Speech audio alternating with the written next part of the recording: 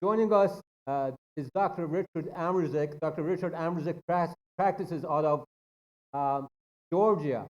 Dr. Ambrozic also practices regenerative medicine, alternative medicine, and his goal is boosting the immune patient. Hello and welcome, Richard. How are you doing today? Hey, I'm great, AJ. How are you? So, what is your thoughts about the immune system, Richard, when it comes to COVID-19? The immune system is our best defense crisis, this virus. And as we know, as alternative medicine or regenerative medicine physicians, practitioners, is that we can heal the body without surgery and without pharmaceutical drugs, without any of the side effect problems with that. And it starts with all kinds of basic things in terms of lifestyle changes, getting enough sleep, getting enough exercise, getting enough meditation, yoga. These are all important things, but nutrition is extremely important. Intermittent fasting, we feel, is very important as well. All these things are very important for the body. Also, supplements that are very important, and vitamins, especially vitamin C, vitamin E, zinc, vitamin A. All these things have shown to help boost the immune system and are used around the world right now to help fight both virus, outpatient and in hospital settings. And then the more powerful are peptides, cell allografts used as well. And then things like electromagnetic field energy, hyperbaric oxygen, red light therapy. All these are things that we can use to help heal the body. I have on my website, regencare.life, www.regencare.life, go into all that. And obviously, the ASCP.net website has all kinds of well. So a lot of good options out there. A lot of good options for people out there.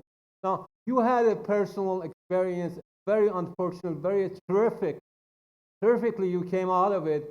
It was a terrible situation. If you could share that with the audience out there, I appreciate that. Yeah. So back, I fell ill.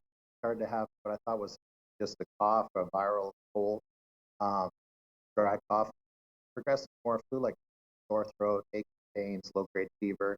And this persisted through most of December into January. And this wasn't improving. I was getting worse, started to have a productive cough, wheezing even a little at nighttime. And I've never had a health problem in my entire life. Finally, I took an antibiotic, DPAC. I'd had a typical bacteria like mycoplasma or pertussis. And after 3 days, my cough improved somewhat, but I had terrible diarrhea, so I had to stop the antibiotic. That side effect of antibiotic kills the good normal gut flora. But I never got better. I felt tired, terrible. A few days later, I checked my blood pressure. It was extremely high, 220 over 120, and I got blood work in the office, showed that I was in kidney failure. My potassium, creatinine, sky high levels. So I had to go to the hospital, and I, being a former emergency physician, I'm very familiar with dealing with these kind of situations, and ended up getting admitted and had kidney biopsy, 2 rounds of dialysis, all these treatments, and thank goodness I got my creatinine back to normal and my renal function improved, but I was still was told I needed to stay on steroids, 60 milligrams for 9 months, and that I was also had to stay all these different medications for blood pressure, everything else. I didn't want to stay on the prednisone though. It made me feel terrible. Number one, I couldn't sleep at all. But as we know, it affects the immune system and can make you immunocompromised. That's the last thing I wanted to be compromised. And this is before COVID even became real common knowledge. I was aware of it happening in China. It was going to eventually come to the US. So I weaned off the steroids, and fortunately, I felt good, but I regret. So I spoke to many of my colleagues, wonderful colleagues at AASCP, and also one of my good friends is Neil Riordan, who's a very renowned stem cell scientist. He recommended that I go to Panama to get at this facility there. And the reason to go to Panama is because, unfortunately, in the U.S., we don't have treatments available where we can treat people live for cultured stem cells. But I had a protocol where I got 40 million stem cells a day over 3 days, 120 million stem cells total. And this is the same protocol that Chinese use for treating patients with COVID in Wuhan and in Beijing. And they had success in 9 patients, where all 9 out of 9 were basically about to die, and they were able to save them. So I had the same protocol to help the overall body. And sure enough, it's been a month now since I've been back to Panama, and my kidney function's normal. I feel great. So this is a story I wish more people knew about. Treatments are available. They can help heal the body.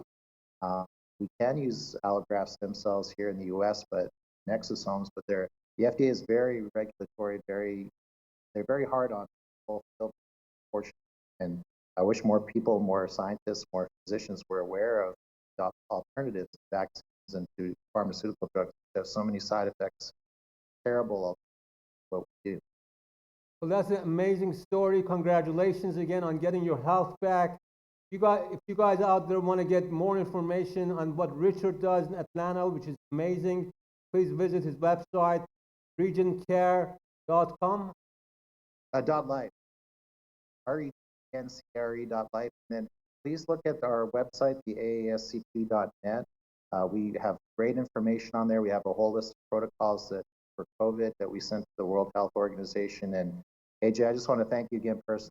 You've been a real tremendous leader and have really helped us as a group. And I hope we spread the word and we can help patients open as many minds as we possibly can there. Thank you so much, Richard. Thank you again for joining us. I know you got a busy schedule. We'll talk to you later. Thank you.